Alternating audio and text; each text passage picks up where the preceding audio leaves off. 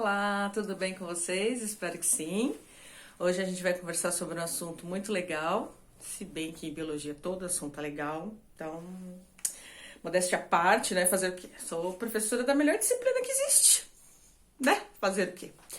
Bom, mas brincadeiras à parte é o seguinte, hoje a gente vai falar um pouquinho sobre as características gerais dos animais, tá?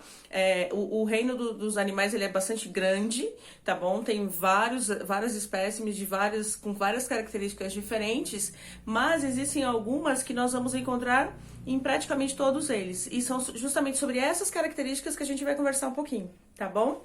Então são essas características aqui, ó, todas essas, e depois a gente vai falar sobre a divisão desses animais aqui, como é que eles estão agrupados de acordo com as suas características, tá legal?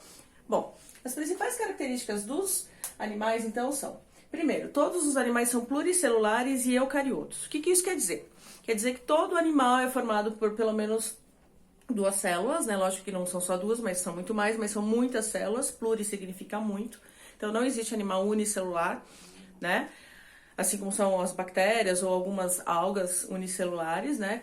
Os animais não são assim, eles são pluricelulares, portanto, um montão de células. E toda célula animal, né, de um animal, ela é eucariota. O que isso significa? Significa que além da membrana e do citoplasma, ela tem um envoltório nuclear que está ali separando o material genético do restante do citoplasma, tá certo? Essa membrana nuclear também já foi chamada de carioteca.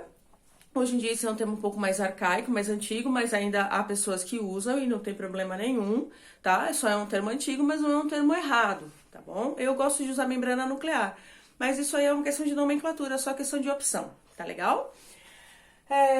São todos heterotróficos. O que isso quer dizer? Hetero é diferente, trófico é alimento. Então, quer dizer o seguinte, que nós somos incapazes de sintetizar o nosso alimento. Ninguém fica lá no sol, com toda a sua plenitude, beleza, fazendo fotossíntese. A gente não tem essa capacidade. Nem mesmo o incrível Hulk, que é verde, consegue isso, tá? Porque o pigmento verde dele nada tem a ver com clorofila.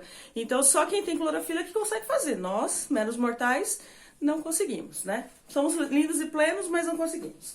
Bom, a reprodução. Como é que funciona a reprodução dos animais? 99,9% dos animais são de reprodução sexuada. Por que eu tô falando 99,9%?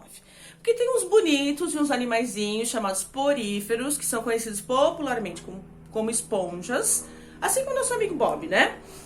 Que decidiram que eles são autossuficientes e conseguem se reproduzir assexuadamente, ou seja, sem cópula, sem troca de material genético. Mas esses caras aí são únicos e eles que fazem isso, mas apesar de também possuírem reprodução sexuada, tá bom? Mas do restante, todos nós nos reproduzimos sexuadamente, tem cópula. E isso é muito legal. Por quê? Essa troca de material genético garante uma variabilidade genética maior e, consequentemente, uma resistência maior, tá? E a certeza da perpetuação da espécie, ok? Muito bem, todos somos aeróbios obrigatórios, ou seja, precisamos de oxigênio para respirar, para viver, sem ele a gente não consegue. Apesar de algumas revistas mais modernas já estarem trazendo alguns artigos que estão surgindo, primeiros animais que conseguem respirar na ausência de oxigênio, mas isso ainda está em fase de estudo, então a gente não pode afirmar, tá bom? E as duas últimas características, que são um pouco novas assim, que talvez vocês não tenham ouvido falar ainda, diz respeito à simetria, ou seja, a característica que o animal ele tem de ter um lado igual ao outro. Por exemplo, nós somos simetria bilateral. Isso quer dizer o quê? Que do lado esquerdo eu tenho tudo muito parecido com o que tem do meu lado direito, tá? Ela pode ser pentarradial também, no caso das estrelas do mar, tá bom? Mas é isso que quer dizer. Essa questão de ter um lado parecido com o outro é questão, somos só nós animais que temos. Os outros seres vivos não possuem isso na natureza, tá? E aí, também somos celomados. E o que isso quer dizer? A palavra celoma significa cavidade. Então, quer dizer que quando nós somos embriõezinhos, porque lembra que eu falei, nós temos reprodução sexuada, se tem reprodução sexuada, tem zigoto, e depois do zigoto tem a formação do embriãozinho, né? Então, durante a fase embrionária, existe a formação de tecidos embrionários que vão originar os nossos tecidos nervosos, digestório, enfim. E aí, o que acontece? entre um tecido e outro forma-se uma cavidade, e essa cavidade é chamada de celoma, tá? Que também depois vai se desenvolver. Mas isso é uma questão de embriologia que a gente vai trabalhar num outro momento, tá? Porém, sempre tem as exceções, né? Os poríferos bonitos, de novo, que gostam de causar, eles são acelomados, porque eles não vão formar tecidos verdadeiros, vocês já vão entender isso. E os plateumintos também, eles são pseudocelomados, eles têm uma cavidade que é meio falsa, assim, sabe? Meio made in China, então é meio diferentona, tá certo? Mas fiquem tranquilos quanto a isso, que vocês vão entender sobre isso num outro momento. Fiquem em paz. Bom, e aí, depois que do reino animal, a gente tem uma outra divisãozinha logo abaixo, que são os sub-reinos. Por que isso foi necessário? Mais uma vez, por conta dos poríferos, tá? O que acontece com os poríferos? Os poríferos, eles não formam tecidos verdadeiros porque eles não têm celoma. Lembra disso que a gente acabou de falar? Então, eles têm que ficar classificados num reino que é chamado de parazoa, num sub-reino, porque eles não têm tecidos verdadeiros. Já os demais, tá? Ficam dentro do reino metazoa, que encontram-se os animais que possuem celoma e que vão ter de tecidos diferenciados, tá bom? Show? Ótimo. Aí, o que tá acontecendo? Tem tanto bicho no reino animal, que foram separados em outros grupos chamados de filo, né? Para quem não lembra o que é filo, depois vocês olhem aí na aula de taxonomia e filogenia, que tem as características de classificação dos seres vivos. E então o filo é uma característica taxonômica, é um dos níveis de taxonomia, né? Um dos taxons, que é o nome correto, tá? Então a gente tem aqui, ó, os filos dos animais são tantos que eles estão divididos em invertebrados e vertebrados, tá? Encordados, na verdade, vocês já vão entender. E o filo dos invertebrados são todos esses aqui, ó. Eu vou falar um pouquinho, só rapidinho, o nome de cada filo e o que significa e dar um exemplo, porque vocês vão ver que tem aulas aí específicas de cada um desses seres vivos, tá legal? Vejam bem, os poríferos, tá? Então lembrando que todos esses são animais invertebrados, ok, pessoal? Muito bem, os poríferos, eles são animais que são todos aquáticos, né? A maioria marinhos, e o nome porífero vem de poro, tá? Então eles têm o corpo todinho cheio de poro, cheio de furinho. E um exemplo são as esponjas do mar, tá? Assim como o Bob Esponja que eu falei pra vocês no começo, tá legal? Depois tem os quinidários. A palavra quinidário vem que significa aquilo que queima, né? E que é urticante. Então, eles também podem ser chamados de selenterados, inclusive, tá? Então, porque eles têm lá uma estrutura chamada quinidócito, que é capaz de causar uma queimadura, uma ortiga, né? Uma urticária, assim, uma queimadura de pele. Quem são esses caras? As águas-vivas. Então, quem já teve o prazer de ser queimado por uma água-viva sabe do que eu tô falando, né? Como a Dory lá, né? Fofinha má, fofinha má.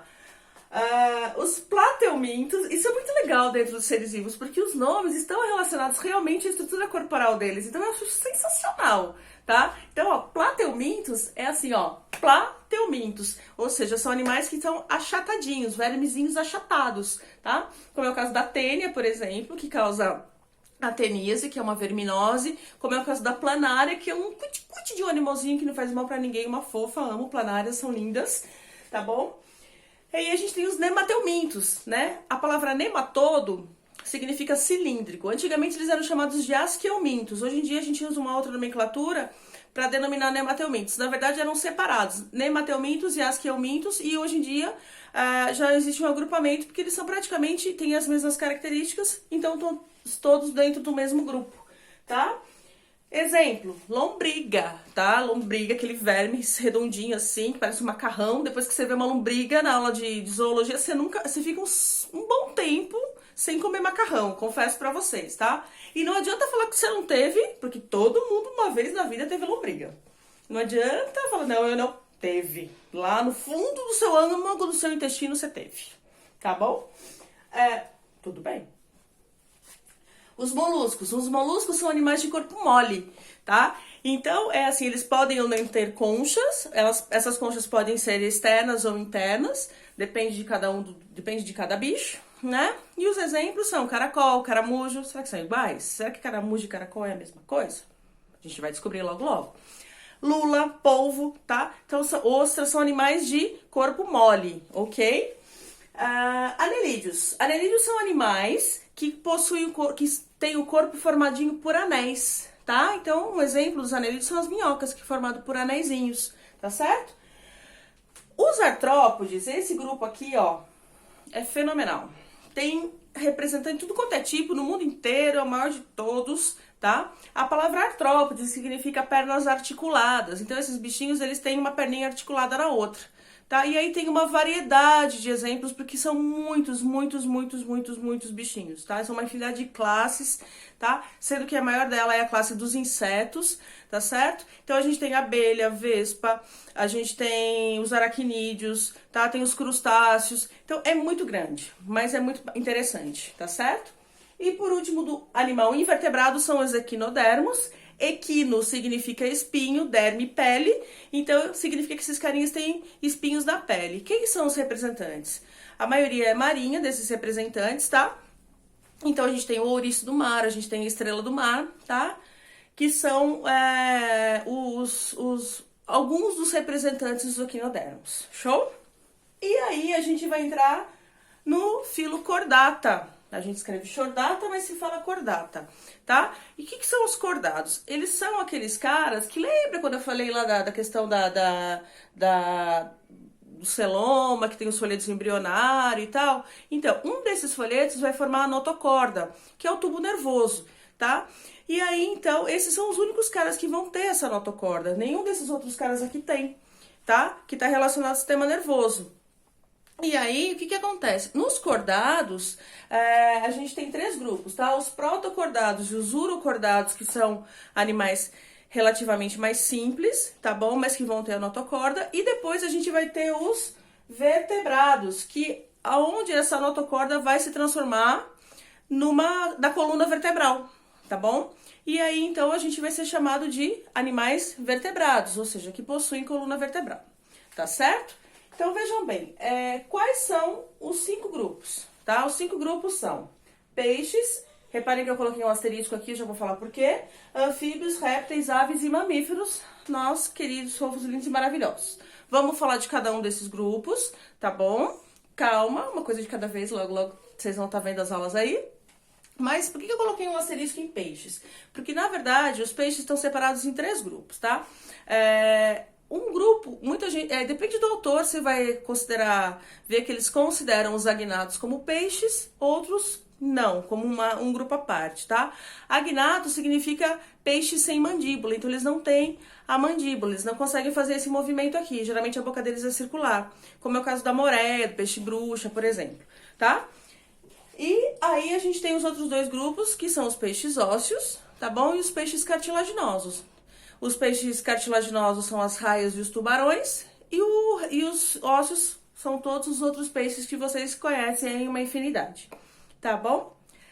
Então era isso, tá? Essas são as características gerais dos animais e a sua principal divisão, as suas principais divisões, né, de acordo com algumas características. Espero que vocês tenham gostado da aula.